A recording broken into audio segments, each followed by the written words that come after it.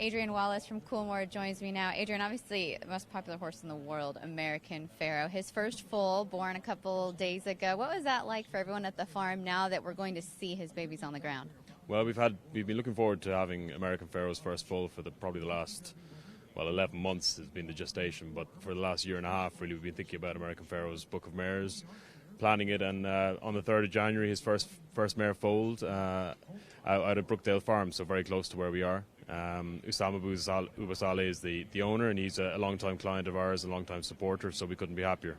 And how about the Book of Mares that he has for this next year? Is it just as strong as ever? It's pretty strong. It's early days yet, and we haven't finished selling. We've still got some more spaces to fill him up, but he's got a very, very strong Book of Mares. Last year's mares we've never seen a Book of Mares as strong. 47 individual Group 1 winning mares or producers were sent to him. He's got every chance. He's been supported by some of the best breeders and farms in the industry. We sent a lot of our own better mares to him as well, so we'll see. It's going to be an exciting year.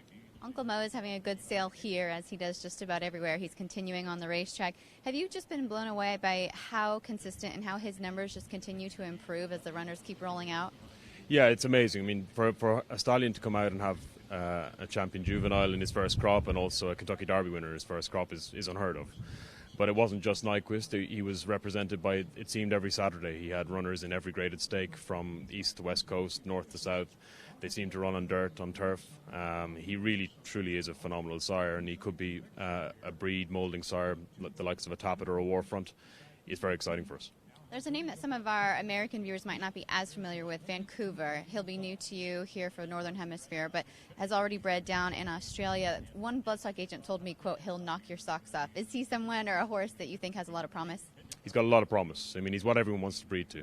He's 16 hands high. He's by a very good sire in Medaglia d'Oro out of a Danehill mare. He was very precocious. He won the Golden Slipper, which is the equivalent of the Breeders' Cup Juvenile in Australia. It really is probably, after the Melbourne Cup, Australia's most famous race, and it's the most important one that Australian owners and breeders want to win.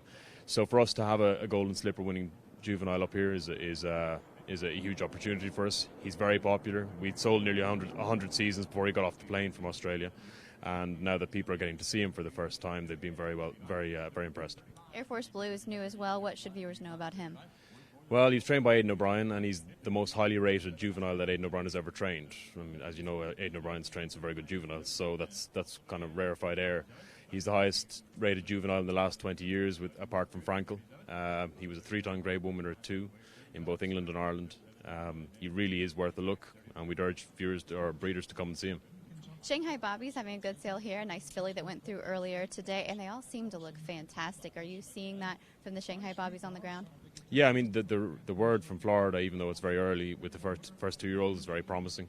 David Scanlon's been on the phone to us. We've got a few with him, and he seems to be very, very positive about the first 2-year-olds, as are various other 2-year-old trainers. So we're ahead of 2-year-old breeze up sales. We're very positive and high on him. His stud fee's gone up to 25,000, which is a reflection on how well they sold as yearlings. He's going to continue to be very popular, and it's up to his first juveniles to prove us right. And before I let you go, just a mention on Scat Daddy. These are the last horses of his that will go through the ring. Lost him way too soon, but you're still seeing the runners continue to perform. Is it kind of bittersweet as you see these horses? Yeah, I mean, I think we're only just going to realise how good a stallion he was. He was a stallion who did it the hard way. He didn't get the good mares until later on in his career, even though it was relatively early when he passed away. And he's a stallion that was successful both here and as Carter said earlier on, a Royal Ascot sire. He's every year he's been represented by some very, very good juveniles. The only positive to come out of his death is that we've got his best son, no name ever, standing at our farm in Ireland. So hopefully his sire line will live on through him. Thank you for the update. Good luck in 2017. Thank you very much. Quite a lot going on at Coolmore, of course, with American Pharoah, Uncle Mo continuing his success, and some new stallions as well to look forward to.